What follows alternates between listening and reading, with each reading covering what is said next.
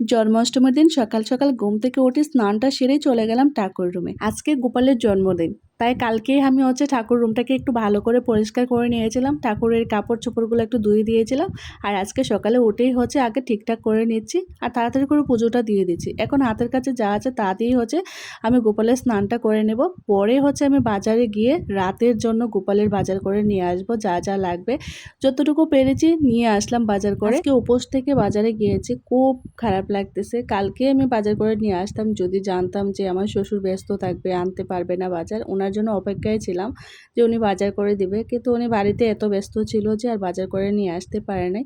তার জন্য আমি বাজারটা করে নিয়ে আসলাম যতটুকু পেরেছি। তারপর এই তো এখন কিন্তু রাত্র 9:30 মতো বাজে। এখন আমি একটু রেডি হয়ে নিচ্ছি, গোছাতে গোছাতে বেজে যাবে 10টা। তখন অভিষেক করে আমি পরে মন্দিরে যাব। তো মন্দিরে যেহেতু যাব তার জন্য ভাবলাম যে একটু রেডি হয়ে যায় আগের থেকেই, তারপরে সুন্দর করে গোপালকে স্নানটা করিয়ে নেব। আর এই যে একটু আলতা পরছি, মেয়ের জন্য আলতাটা এনেছিলাম, মেয়ে তো পরেই নাই। ও শাড়ি বলছিল পরবে, পরে আর শাড়ি পরে নাই। তাই আমি ভাবলাম যে আমি আলতাটা পরি। আমি যদিও আলতা তেমনভাবে পরতে পারি না, তারপরে আমি একটু চেষ্টা করলাম আর কি, কেমন হয়েছে জানিও।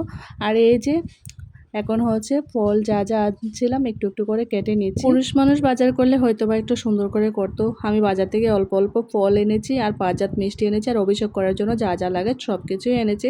কিন্তু একটা জিনিসের জন্য খুবই মনটা খারাপ লাগছে, গোপালের জন্য আমি আলাদা করে কোনো কিছু করতে পারিনি, মানে রান্না করতে পারিনি, লুচি সুজি তালের বড়া পায়েস। কারণ আমার নিরামিষ চুলাও নেই আর নিরামিষ চুলা রাখার মতো সুবিধাও নেই, তার জন্য করা হয়নি। তো এইভাবেই আমি করে নিয়েছি। এই যে আমি অভিষেক করে নিয়েছি, এখন কিন্তু প্রায় 10:30টার মতো বেজে গেছে। আমি এখন অভিষেক করে তারপর মন্দিরে যাব। তো আমার মেয়েও করলো। তো আমার মেয়েও কিন্তু সকাল থেকে উপবাস ছিল। একে আমি অবশ্য বারবার করে বলছিলাম যে তোমার করার দরকার নেই, তুমি পারবা না এতটা সময়, কিন্তু ও সব সময় আমার সাথে উপবাস থাকে। তো জেদ করেই করলো। আমি ভাবছিলাম যে সন্ধ্যায় সন্ধ্যায় আমি আমার ঘরের গোপালকে স্নান করিয়ে নেব, কিন্তু দেখো রাত কিন্তু 10:30 বেজে গেছে। কারণ গোপালকে যে স্নান করাবো সেই দুধটাই আনা হয় নাই। দুধটা আমার শ্বশুর বলছিল বাড়ি থেকে নিয়ে আসবে, কিন্তু উনি চলে আসলো, বলো দুধ পায় নাই। পরে আমি আরেকজনের কাছ থেকে জোগাড় করে এই যে স্নান টান করিয়ে রাধা মাধব আর গোপালকে সুন্দর করে সাজিয়ে দিয়েছি। আজকে সব কিছু একদম নতুন, মালা থেকে ধরে লেহেঙ্গা, তারপর পাগড়ি, সব কিছু ড্রেসগুলো সব নতুন ছিল। আর সুন্দর করে সাজানোর পরে আরও বেশি সুন্দর লাগছে। দেখো গোপালকে কি সুন্দর লাগছে, তাই না? আমারও বেশ ভালো লাগছে, মনটা একদম ভালো হয়ে গেছে নতুন ড্রেস পরাতে।